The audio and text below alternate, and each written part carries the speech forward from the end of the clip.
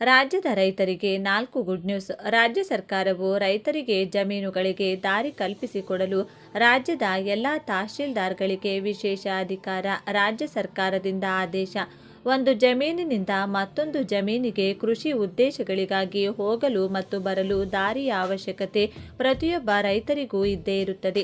ಹಾಗೂ ಕೃಷಿ ಚಟುವಟಿಕೆಗಳನ್ನು ನಡೆಸಲು ಮತ್ತು ಫಸಲನ್ನು ತರಲು ಹೀಗೆ ಸಾಕಷ್ಟು ಉದ್ದೇಶಗಳಿಗಾಗಿ ಮುಖ್ಯ ರಸ್ತೆಯಿಂದ ಹಾಗೂ ಈಗಾಗಲೇ ಇರುವ ರಸ್ತೆಯಿಂದ ರೈತರು ತಮ್ಮ ಜಮೀನುಗಳಿಗೆ ಹೋಗಲು ಮಧ್ಯದಲ್ಲಿ ಸಾಕಷ್ಟು ರೈತರ ಜಮೀನುಗಳನ್ನು ದಾಟಿಕೊಂಡು ಹೋಗುವುದು ಅನಿವಾರ್ಯವಾಗಿದೆ.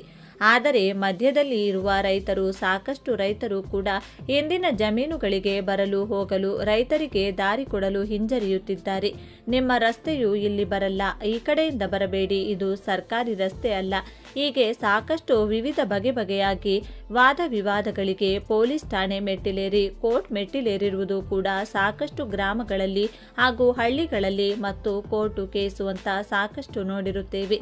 ರೈತರು ತಮ್ಮ ಜಮೀನುಗಳಿಗೆ ಹೋಗಲು ಇನ್ನೊಬ್ಬ ರೈತನು ತಮ್ಮ ಜಮೀನಿನಲ್ಲಿ ದಾರಿ ಅಥವಾ ರಸ್ತೆ ಕೊಡದೆ ಹಿಂದೆ ಇರುವ ಜಮೀನಿನ ರೈತರಿಗೆ ತೊಂದರೆ ಕೊಡುತ್ತಿರುವುದು ಸರ್ಕಾರದ ಗಮನಕ್ಕೆ ಬಂದಿತ್ತು. ಇಂತಹ ಸಮಸ್ಯೆಗಳನ್ನು ಅರಿತ ರಾಜ್ಯ ಸರ್ಕಾರವು ರೈತರಿಗೆ 4 ಗುಡ್ ನ್ಯೂಸ್ ಅನ್ನು ನೀಡಲಾಗಿದೆ. ಇದರ ಜೊತೆಗೆ ತಂದೆ ಅಥವಾ ತಾತ ಅಥವಾ ಮುತ್ತಾತನ ಹೆಸರಿನಲ್ಲಿ ಜಮೀನು ಉಳಿದುಕೊಂಡಿತ್ತು. ಪ್ರಸ್ತುತ ರಾಜ್ಯ ಸರ್ಕಾರ ಮತ್ತು ಕೇಂದ್ರ ಸರ್ಕಾರಗಳು ನೀಡುತ್ತಿರುವ ಸರ್ಕಾರಿ ಸೌಲಭ್ಯಗಳು ರೈತರು ಪಡೆದುಕೊಳ್ಳದೆ ಎಲ್ಲ ಸೌಲಭ್ಯಗಳಿಂದ ವಂಚಿತರಾಗುತ್ತಿರುವುದನ್ನು ಗಮನಿಸಿದ ರಾಜ್ಯ ಮತ್ತು ಕೇಂದ್ರ ಸರ್ಕಾರವು ಪೂರ್ವಜರ ಹೆಸರಿನಲ್ಲಿರುವ ಜಮೀನಿನ ಪಹಣಿಗಳನ್ನು ಪ್ರಸ್ತುತ ಉಳುಮೆ ಮಾಡುತ್ತಿರುವ ವಾರಸುದಾರರ ಹೆಸರಿಗೆ ವರ್ಗಾವಣೆ ಮಾಡಲು ಯಾವುದೇ ಅತ್ಯಂತ ಅವಶ್ಯಕತೆ ಮರಣ ಹೊಂದಿರುವ ವ್ಯಕ್ತಿಯ ಐಡಿ ಕಾರ್ಡ್ ಹಾಗೂ ಮರಣ ಪ್ರಮಾಣ ಪತ್ರ ಇಲ್ಲದ ಪ್ರಸ್ತುತ ವಾರಸುದಾರರ ಹೆಸರಿಗೆ ನೇರವಾಗಿ ಜಮೀನು ವರ್ಗಾವಣೆ ಮಾಡುವುದು ಕೂಡ ಈ ಕುರಿತು ರಾಜ್ಯ ಕಂದಾಯ ಇಲಾಖೆ ಹಾಗೂ ರಾಜ್ಯ ಸರ್ಕಾರ ಮತ್ತು ನೋಂದಣಿ ಮತ್ತು ಮುದ್ರಾಂಕ ಇಲಾಖೆಯು ಕೂಡ ಮಹತ್ವದ ಮಾಹಿತಿಯನ್ನು ನೀಡಿತು. ರಾಜ್ಯದ ಪ್ರತಿಯೊಬ್ಬ ರೈತನಿಗೂ ಕೂಡ ಅತ್ಯವಶ್ಯಕವಾಗಿ ಈ ಮಾಹಿತಿ ತುಂಬಾ ಉಪಯುಕ್ತವಾಗಿತ್ತು. ರಾಜ್ಯದ ಪ್ರತಿಯೊಬ್ಬ ರೈತನಿಗೂ ಕೂಡ ತಲುಪುವವರೆಗೂ ಎಲ್ಲ ಕಡೆ ಶೇರ್ ಮಾಡಿ. ಹಾಗೂ ನಿಮ್ಮ ಜಮೀನು ಕೂಡ ಪೂರ್ವಜರ ಹೆಸರಿನಲ್ಲಿಯೇ ಉಳಿದುಕೊಂಡಿದ್ರೆ ಅದನ್ನು ನಿಮ್ಮ ಹೆಸರಿಗೆ ದಾಖಲೆಗಳು ಇಲ್ಲದೆ ಹೇಗೆ ಮಾಡಿಕೊಳ್ಳಬಹುದು ಎನ್ನುವ ಬಗ್ಗೆ ಕಂಪ್ಲೀಟ್ ಆಗಿ ಈ ವಿಡಿಯೋದಲ್ಲಿ ಮಾಹಿತಿಯನ್ನು ನೀಡಿತು. ರಾಜ್ಯ ಸರ್ಕಾರವು 4 ಬಗೆಯ ಗುಡ್ ನ್ಯೂಸ್ ಅನ್ನು ನೀಡಿತು.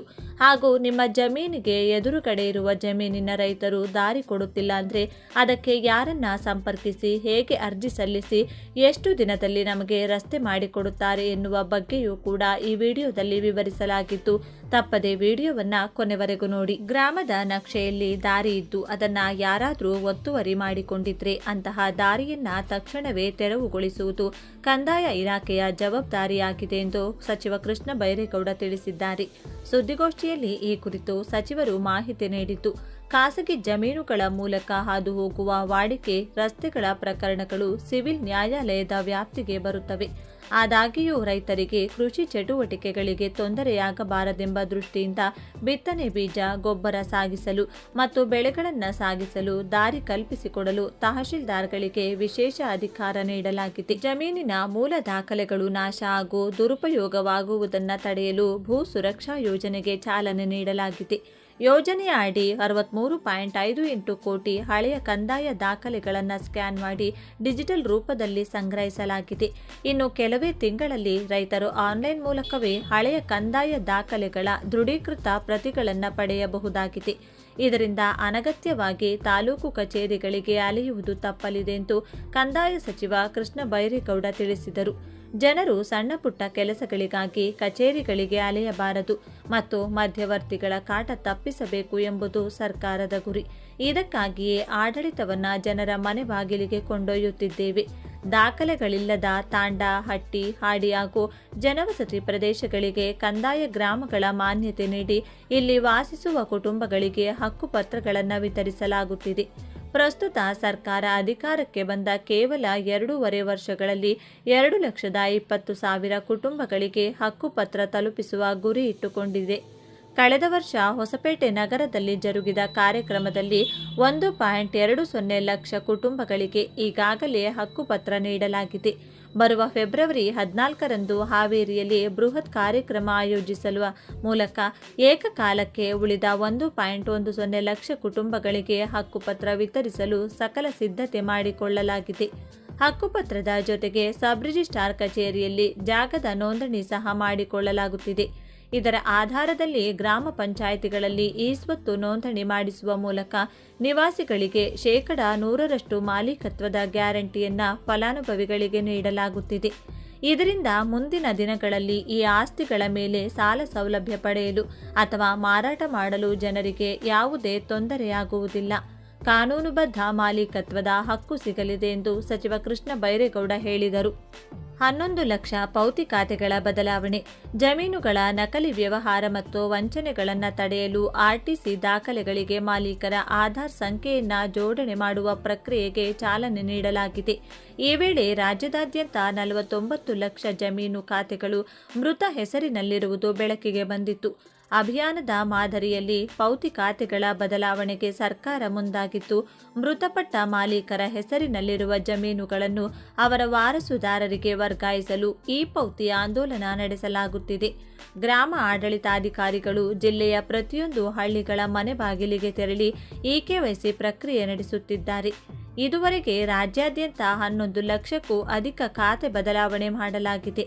ಇದರಿಂದ ಜಮೀನಿನ ನೈಜ ಮಾಲೀಕರಿಗೆ ಸುರಕ್ಷತೆ ಸಿಗಲಿದ್ದು, ಬೇನಾಮಿ ವ್ಯವಹಾರಗಳಿಗೆ ಕಡಿವಾಣ ಬೀಳಲಿದೆ. ಪೌತಿ ಖಾತೆ ಅಭಿಯಾನವನ್ನು ಯಶಸ್ವಿಗೊಳಿಸಲು ಶ್ರಮಿಸುತ್ತಿರುವ ಗ್ರಾಮ ಆಡಳಿತಾಧಿಕಾರಿಗಳು ಮತ್ತು ಗ್ರಾಮ ಸಹಾಯಕರಿಗೆ ಸರ್ಕಾರದಿಂದ ಪ್ರೋತ್ಸಾಹಧನ ನೀಡಲು ಹಾಗೂ ಕೆಲಸದ ದಕ್ಷತೆ ಹೆಚ್ಚಿಸಲು ಕಂದಾಯ ನಿರೀಕ್ಷಕರಿಗೆ ಲ್ಯಾಪ್ಟಾಪ್ ವಿತರಿಸಲು ಸರ್ಕಾರದಿಂದ ತೀರ್ಮಾನ ಕೈಗೊಳ್ಳಲಾಗಿದೆ. ಇದಕ್ಕಾಗಿ ಮುಂಬರುವ ಬಜೆಟ್ನಲ್ಲಿ 5 ಕೋಟಿ ರೂಪಾಯಿ ಮೀಸಲಿಡಲಾಗುವುದು ಎಂದು ಸಚಿವ ಕೃಷ್ಣ ಬೈರೇಗೌಡ ತಿಳಿಸಿದರು. ಬಡ ರೈತರು ಪಕ್ಕಾ ದಾಖಲೆ ಮತ್ತು ಸರ್ವೆ ಸ್ಕೆಚ್ಗಾಗಿ ಪರದಾಡುವನ್ನು ತಪ್ಪಿಸಲು ಸರ್ಕಾರವೇ ಸ್ವಯಂ ಪ್ರೇರಿತವಾಗಿ ಕೆಲಸ ಮಾಡುತ್ತಿದೆ. ಕಳೆದ 1 ವರ್ಷದಲ್ಲಿ ದಾಖಲೆಯ 1,89,499 ರೈತರ ಜಮೀನುಗಳ ಪೋಡಿ ಮತ್ತು ದರಾಖಸ್ತು ಕೆಲಸಗಳನ್ನು ಪೂರ್ಣಗೊಳಿಸಲಾಗಿದೆ. ಈ ಹಿಂದೆ 2013-18ರ ಅವಧಿಯಲ್ಲಿ ಕೇವಲ 5,800 ಮತ್ತು ವಿಲೇವಾರಿಯಾಗಿದ್ದವು. ಜಿಲ್ಲಾಧಿಕಾರಿ ಕಚೇರಿಯಿಂದ ಹಿಡಿದು ಗ್ರಾಮ ಮಟ್ಟದವರೆಗೆ ಇಲಾಖೆಯ ಕೆಲಸಗಳಲ್ಲಿ ವಿಳಂಬ ಧೋರಣೆ ಹೋಗಲಾಡಿಸಲು ಈ ಆಫೀಸ್ ವ್ಯವಸ್ಥೆಯನ್ನು ಜಾರಿಗೊಳಿಸಲಾಗಿದೆ.